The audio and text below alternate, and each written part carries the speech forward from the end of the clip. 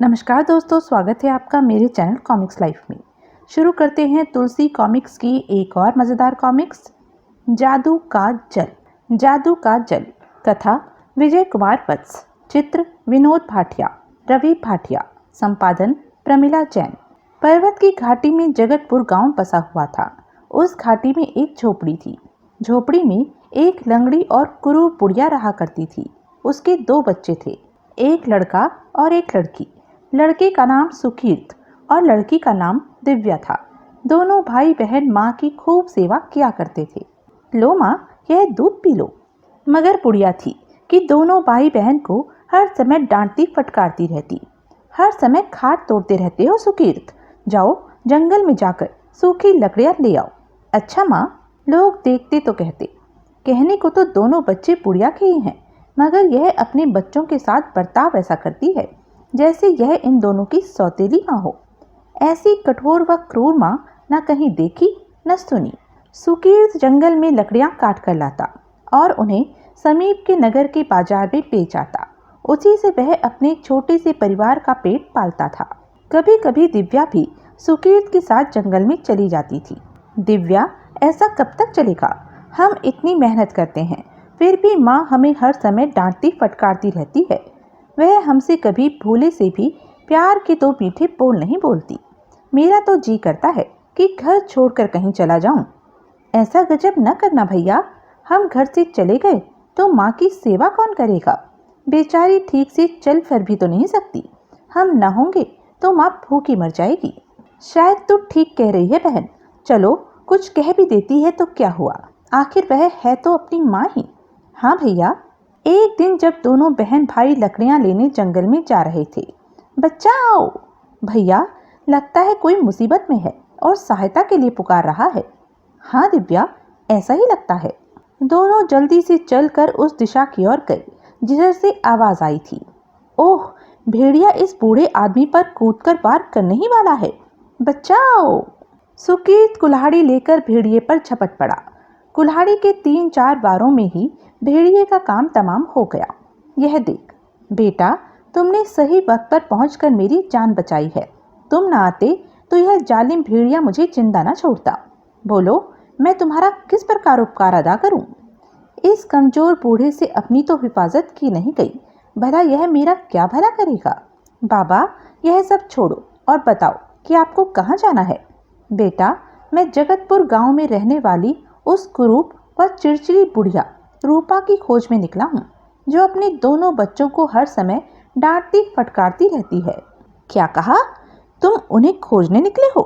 हाँ बेटा, क्या तुम उस बुढ़िया का कुछ अता पता जानते हो? बाबा, हम दोनों उसी बुढ़िया के बच्चे हैं। ओह, तो यह बात है। हाँ बाबा, लगता है तुम काफी थके हुए हो। चलो, हमारे घर चलो। भैया, यह तुम क्या कह रहे हो? अगर हम इन्हें साथ ले गए तो माँ गुस्से से हम पर उबलने लगेगी। यह सुन बूढ़ा सुकीर्त व दिव्या से बोला, बच्चों, मुझे लेकर परेशानी में न पड़ो। मैं जानता हूँ कि तुम्हारी माँ तुम्हें बहुत सताती है। तुम दोनों उसके व्यवहार से दुखी हो ना? मगर बाबा, तुम यह सब बातें कैसे जानते हो? क्या तुम कभी हमारे घर आए हो?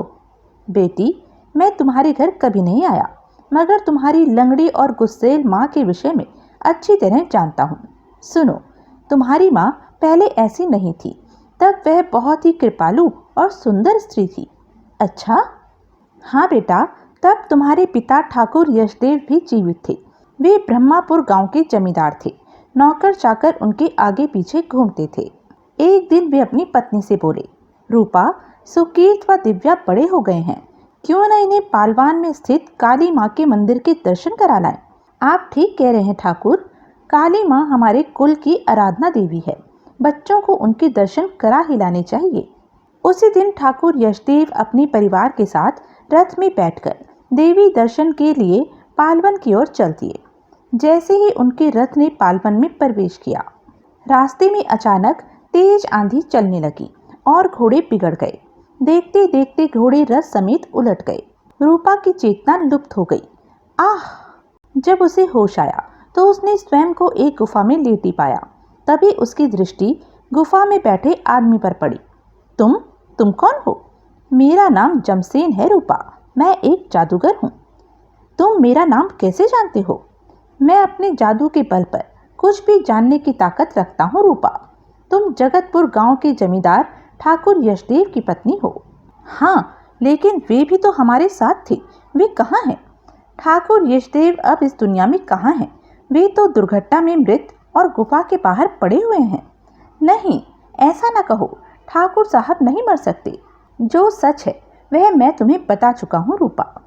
पति की मौत का समाचार सुन रूपा रोने लगी। रो नहीं रूपा, तुम जैसी सुंदरी को रोना शोभा नहीं देता। तुम चाहो तो मैं तुम्हें सहारा दे सकता हूँ। यह सुन रोती हुई रूपा ने झटके से सिर ऊपर उठाया। कैसा सहारा? मैं तुमसे विवाह करने को तैयार हूँ। शर्त यह है कि तुम्हें इन दोनों को छोड़कर मेरे साथ रहना होगा। जानते हो तुम क्या कह रहे हो?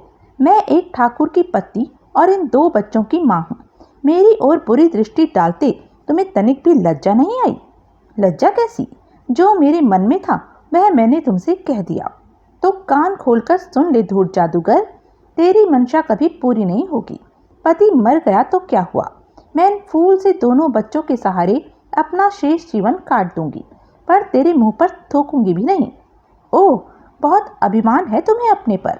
क्रोध में कांपते जादूगर ने जादू का डंडा हवा में घुमाया। जा, तो इसी समय कुरूप व लंगड़ी बन जा। अगले ही पल, ओह, यह क्या हो गया? जिस रूप पर तुझे कुछ देर पहले गर्व था वह तो मिट गया। इसके साथ ही ब्रह्मपुर में बनी तेरी हवेली मैंने जादू के बल पर गायब कर दी है। अब वहां पहुंचने पर तुझे कुछ भी नहीं मिलेगा। ओह, एक बात और सुन ले। जिन दोनों बच्चों के मुंह में पड़कर तूने मेरा तिरस्कार किया था, उन्हीं दोनों बच्चों को तू जीवन भर प्यार न कर सकेगी। यदि भूलकर भी कभी तूने बच्चों को प्यार किया तो तेरे ये दोनों बच्चे तुरंत ही पत्थर के बन जाएंगे। नहीं, ऐसा जुल्म न करो मुझ पर। बच्चों को प्यार किए बिना मैं कैसे जीवित रह पाऊंगी? तुझे जीवित रहना होगा रूपा, ताकि तू जीवन भर यह सोच सोच कर घुलती रहे कि मेरी बात न मानकर तूने अच्छा किया या बुरा। जालिम, तुझे जो करना था वह तो तूने कर लिया। जा, मैं भी तुझे श्राप देती हूँ कि एक दिन तेरा जादू ही तुझे ले डूबेगा। तब सब तुझसे घृणा करेंगे, कोई भी तुझे पास नहीं बिठाएगा। हा हा हा, वह दिन मेरी जिंदगी में कभी नहीं आएगा मूर्खा। अट्ठास करता वह जादू के बल पर अदृश्य हो गया। तब रूपा बच्चों के साथ गुफा से बाहर आई। स्वामी, तुम मुझे छोड़कर क्यों चले गए? दिल कड़ा कर रूपा ने ठाकुर यशदेव की चिता बनाकर स्वयं उसमें आग लगाई। जादूगर जमसेन, मैं अपने बच्चों को प्यार से न सही घृणा करके ही पाल कर दिखाऊंगी। आज अपने पति की चिता के सम्मुख इस बात का प्रण करती हूँ। रूपा वहां से लौटकर ब्रह्मपुर गांव नहीं गई। वह जगतपुर गांव में झोपड़ी बनाकर तुम दोनों के साथ रहने लगी। बच्चों, बाबा, आप यह सब कैसे जानते हैं? बेटा, मैं उसी धूर्त जादूगर जमसेन का अभागा पिता हूँ जिसने कभी तुम्हारी माँ का ऐसा हाल किया था। उसी ने मुझे ये बातें बताई थी। क्या? हाँ बेटा, उसी के भय से तुम्हारी माँ चाहकर भी तुमसे प्यार नहीं कर पाती है, इस डर से कि कहीं तुम दोनों पत्थर के ना हो जाओ। वह तुमसे प्यार से न बोलकर हर दम तुम्हें डांटती टपटती रहती है। ओह, तो माँ के विचित्र व्यवहार का यह रहस्य है। बाबा, माँ के ऊपर चढ़े जादू को क्या आप उतार नहीं सकते? बेटी, उतार तो सकता हूँ। पेशे से मैं भी एक जादूगर हूँ। वैसे एक जादूगर दूसरे जादूगर के जादू के बीच में नहीं पड़ता है। हाँ, तुम चाहो तो मैं अपने बेटे के जादू से तुम्हारी माँ की मुक्ति का उपाय बता सकता हूँ। वह उपाय क्या है बाबा? बेटा, पालवन की एक गुफा में मेरे बेटे जमसेन ने जादू की देवी की एक मूर्ति स्थापित की हुई है। तुम्हें जादू वन में जाकर वहां से जादू के सरोवर से जल लाकर जादू की देवी की उस मूर्ति को उससे स्नान कराना होगा। तभी जादू की देवी तुमसे प्रसन्न हो सकती है। बाबा, उस गुफा में तो तुम्हारा जादूगर बेटा जमसेन रहता होगा। वह मुझे उस गुफा में भला कैसे घुसने देगा? जमसेन अब जीवित कहाँ है बेटा? अपने कुकर्मों के कारण वह तो कब का मर चुका है। क्या? हाँ बेटा, वह जीवन भर जादू को बुरे कार्यों में प्रयोग करता रहा। इससे जादू की देवी ने रुष्ट होकर उससे जादुई शक्ति छीन ली और उसे कोड़ी बना दिया। ओह, कोड़ी होने के बाद उसके शरीर के अंग गल गल कर जमीन पर गिरने लगे। लोग उससे घृणा करने लगे। कोई भी उसे अपने पास न बैठाता। अपनी ऐसी दुर्दशा होने पर उसे वह पाप याद आए जो उसने अपने जीवन काल में किए थे। तभी उसने एक दिन मुझे तुम्हारी माँ पर किए अत्याचार के बारे में बताया। आज से 10 दिन पूर्व ही उसका देहांत हुआ है। तब से ही मैं तुम्हारी माँ की खोज में निकला हुआ हूँ। ओ बाबा, आपने यहाँ आकर और हमें सब कुछ बताकर हम पर बहुत बड़ा उपकार किया है। तो जाओ बेटा, अब वैसा ही करो जैसा मैंने तुम्हें समझाया है। जादू नगरी जाकर जादुई जल ले आओ। जी बाबा। तब बूढ़े ने उसे एक चाबी दी। बेटा, जादू वन के चारों ओर ऊंची ऊंची 4 दीवारी है। उसके मुख्य दरवाजे पर जादू का एक ताला लगा है जो इस चाबी से ही खुलेगा। सुकीर्त ने बूढ़े से चाबी ले ली। बेटा, एक बात और ध्यान से सुन लो।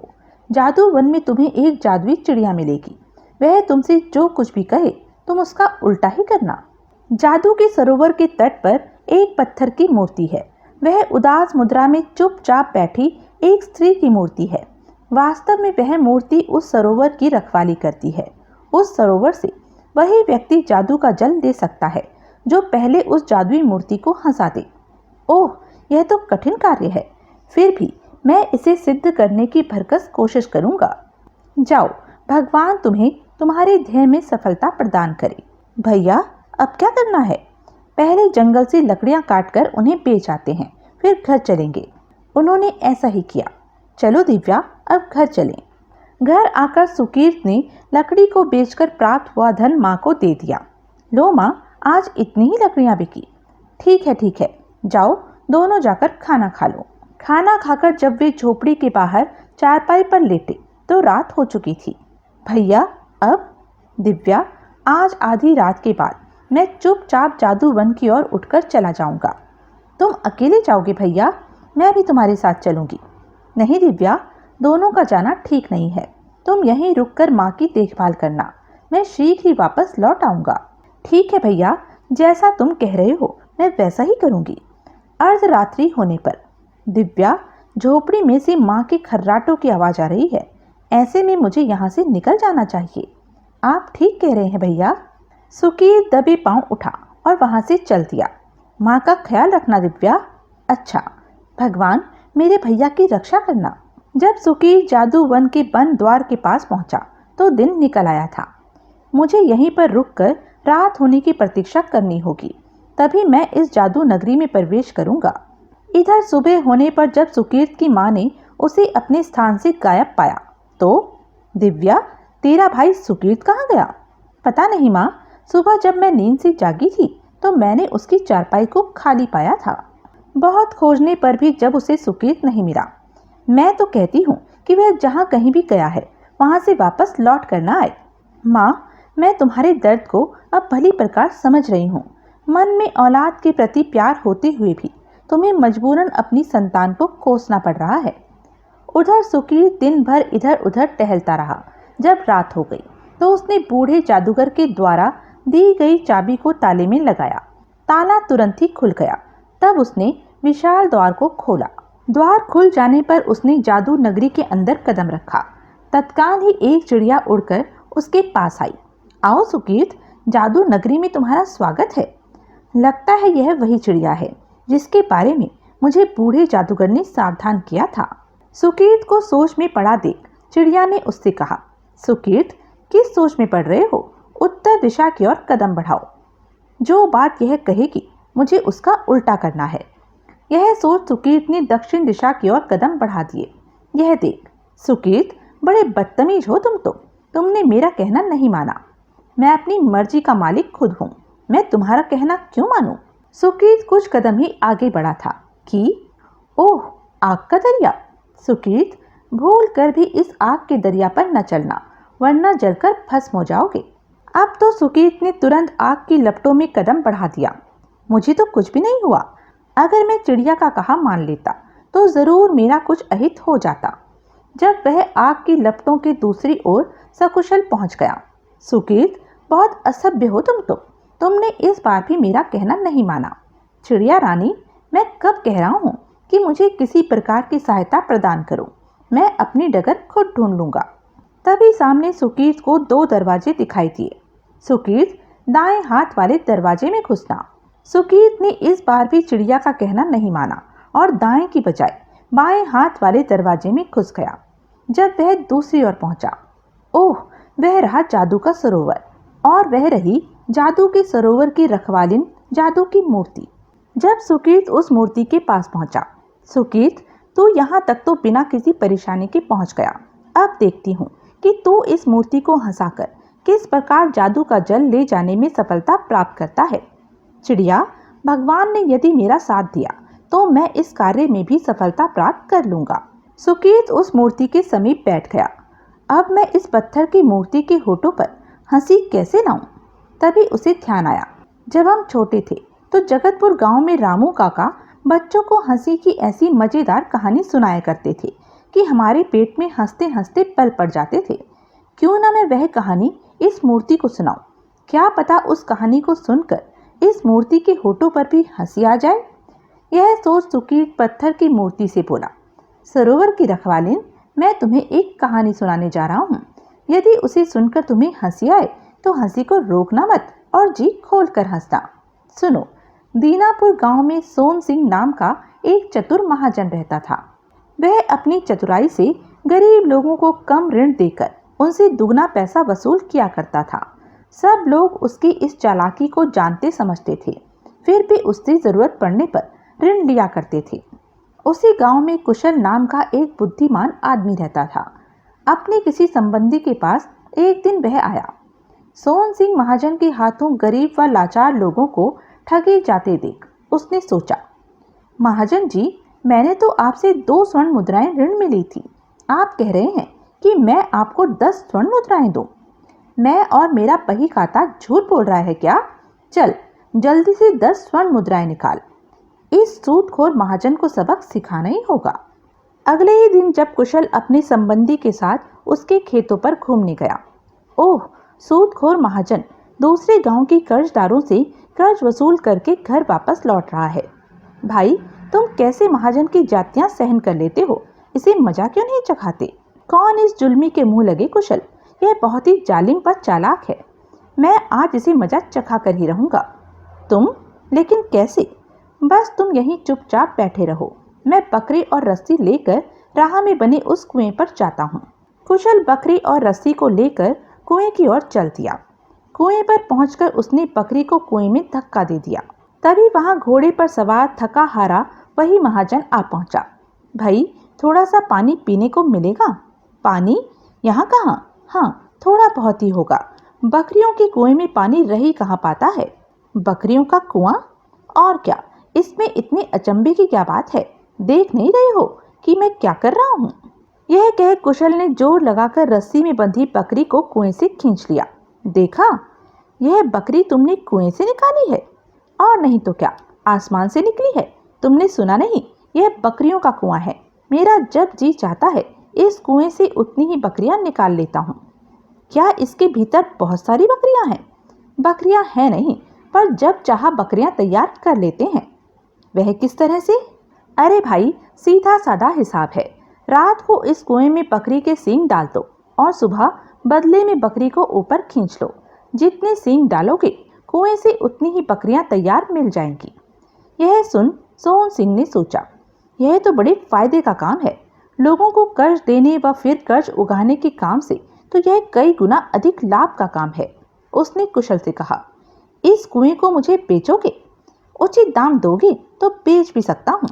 ठीक है, तुम मुझसे 5 स्वर्ण मुद्रा ले लो और बदले में यह कुआं मुझे दे दो। वाह, क्या अजब खरीदार हो।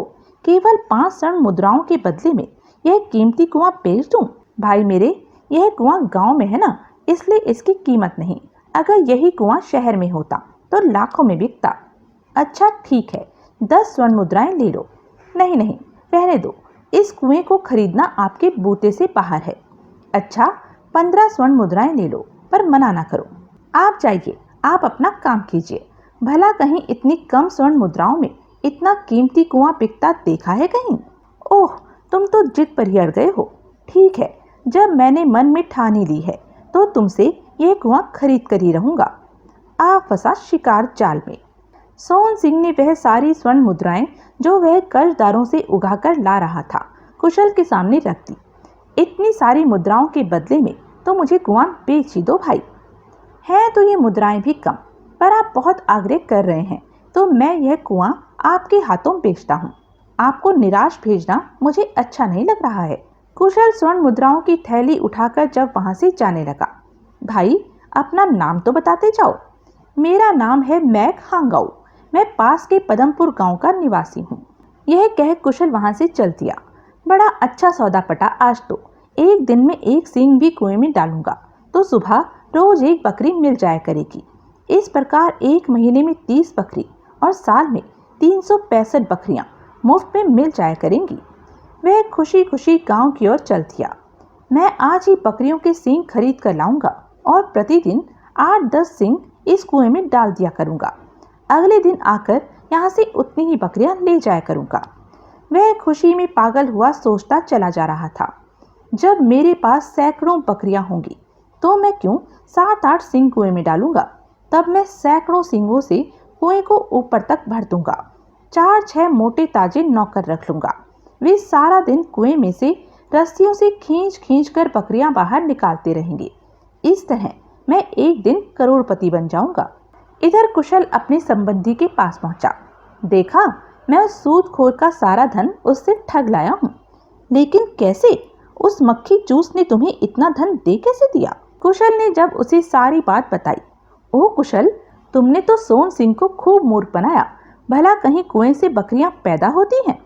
चालाक सोन सिंह तो इस बात पर विश्वास कर मेरे झांसे में आ चुका है। असली मजा तो तब आएगा जब सींग कुएं में डालने पर उसे कुएं से बकरियां नहीं मिलेंगी।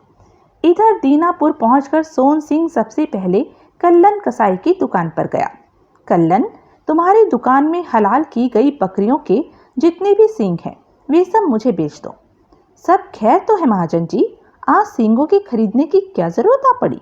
कल्लन, टोका टाकी मत करो और मैंने जो कहा है पहले उस काम को करो। ठीक है महाजन जी। कल्लन ने 10 सींग लाकर उसके सामने रख दिए। लीजिए महाजन जी। ठीक है। सींगों का मूल्य देकर सोन सिंह उससे सींगों को खरीद लाया। अब मुझे इसी समय जाकर ये सींग उस कुएं में डाल देने चाहिए। वह उसी समय उस कुएं पर पहुंचा और सारे सींग कुएं में डाल दिए। उस रात को उसे नींद नहीं आई। कल सुबह वह दृश्य कितना अच्छा होगा जब मैं 10 जीती जागती बकरियां कुएं से खींचकर बाहर निकालूंगा। सुबह होने पर वह रस्सी लेकर कुएं पर पहुंचा। कुएं में तो एक भी बकरी दिखाई नहीं दे रही है। उसे सब्र नहीं हुआ और वह कुएं में उतर गया। पानी में तो सिर्फ बकरियों के वे सींग ही पड़े हुए हैं जो कल मैंने कुएं में डाले थे। वह परेशान सा कुएं से बाहर निकला। लगता है मैंग हांगाऊ नाम का वह आदमी कल मुझे ठग गया। मुझे इसी समय उसके गांव जाकर उसकी अच्छी तरह खबर लेनी चाहिए। घोड़े पर चढ़ वह उसी समय पदमपुर गांव में पहुंचा। क्या तुम मैं कहाँ गांव को जानते हो? गांव वालों की समझ में नहीं आया कि सोन सिंह क्या कह रहा है। आप यही तो कह रहे हैं कि मैं कहाँ गाऊं? हाँ, मैं कहाँ गाऊं? इसमें पूछने की क्या बात है? गाना कोई बुरी बात नहीं है, आप यहीं गा सकते हैं। यह तुम क्या कह रहे हो? मैं ठीक कह रहा हूँ, इसमें पूछने की भला क्या बात है? आप निसंकोच गाना गा सकते हैं। मैं लुट गया। वह पाजी मुझे दिन दहाड़े लूट गया और तुम मेरा मजाक उड़ा रहे हो। अजीब आदमी है। पहले तो पूछ रहा था मैं कहाँ गाऊं। मैंने यहीं पर गाने की अनुमति दे दी तो अब मुझको धुड़क रहा है। लगता है यह पागल है। तुम तो इसके मुंह न लगो। अगले ही पल गांव वाले सोन सिंह को पत्थरों से मारने लगे। आह, मैं एक एक को देख लूंगा। मारो, पागल बचने ना पाए। जैसे तैसे सोन सिंह जान बचाकर वहां से भागा। ओह, यह मैं किस मुसीबत में फंस गया। यहाँ तो जान के लाले पड़ गए। सुकीत ने जब इतनी कहानी सुनाने के पश्चात पत्थर की मूर्ति की ओर देखा। ओह, मेरी सुनाई कहानी ने तो उदास पत्थर की मूर्ति के होठों पर हंसी ला दी है। अगले ही पल, सुकीत, तुमने मुझे हंसाकर मेरा दिल जीत लिया है, पर यह तो बताओ बाद में सूदखोर सोन सिंह का क्या हुआ? पदमपुर गांव से घोड़ा दौड़ाता जब बदहवास हालत में सोन सिंह अपने गांव आ रहा था तो राह में ही उसे कुशल मिला। उसे देखते ही सोन सिंह आग बबूला हो उठा। तब कुशल ने उससे कहा कि तुम एक बार ही मूर्ख बनने पर इतना ताव खा रहे हो, जबकि तुम प्रतिदिन न जाने कितने गरीबों को अपनी चतुराई से मूर्ख बनाते हो। जरा सोचो, तुम्हारे हाथों मूर्ख बनकर उन गरीबों का क्या हाल होता होगा। बात सोन सिंह की समझ में आ गई और उसने उसी दिन से गरीब लोगों से गलत प्रकार से धन वसूलना बंद कर दिया। सुकीर्त, तुमने बड़ी अच्छी और शिक्षाप्रद कहानी सुनाई है। अब तुम निसंकोच सरोवर से जादुई जल ले सकते हो। धन्यवाद पत्थर की मूर्ति। सुकीर्त ने साथ लाए छोटे से पात्र में सरोवर का जादुई जल भरा। सुकीर्त, तुमने असंभव को संभव कर दिखाया है। निसंदेह तुम बहुत ही बहादुर व बुद्धिमान हो। अब सुकीर्त जादुई जल ले जादू नगरी से बाहर निकला। जादुई जल ले वह पालवन की उस गुफा में पहुंचा जिसमें जादूगर जमसेन ने जादू की मूर्ति की स्थापना की हुई थी।